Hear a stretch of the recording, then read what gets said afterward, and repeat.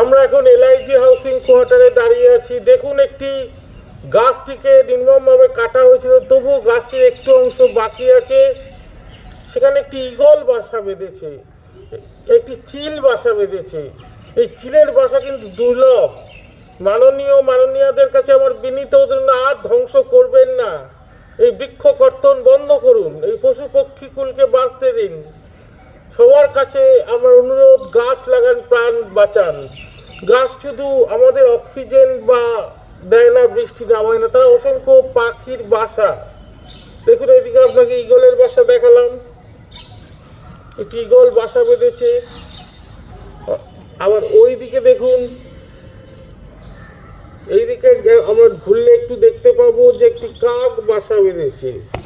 এদিকে আমরা আসি, এদিক থেকে যদি দেখি তাহলে আমরা দেখবো একটি কাক বাসা বেঁধেছে। এদের বাঁচতে দিন। দেখুন,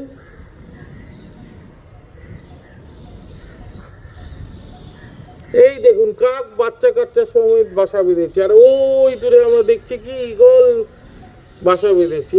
আবার দেখাচ্ছি আপনাদের, ওই দেখুন সেই ঈগল।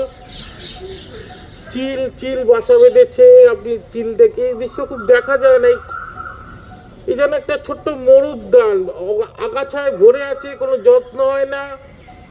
আমার এই এলআইজি কোয়ার্টারের বাসিন্দা এবং সবার কাছে আবেদন, দয়া করে যত্ন না নিন, কিন্তু কেটে আর শেষ করে দেবেন না এই সুপ্রাচীন বৃক্ষগুলোকে।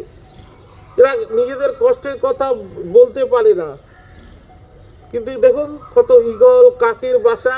আপনার পরিবারকে কেউ যদি এরকমভাবে নষ্ট করতো, আপনার ঘর বাড়ি ভেঙে দিত, আপনার কেমন লাগতো? এদের ব্যথাটা একটু বুঝুন।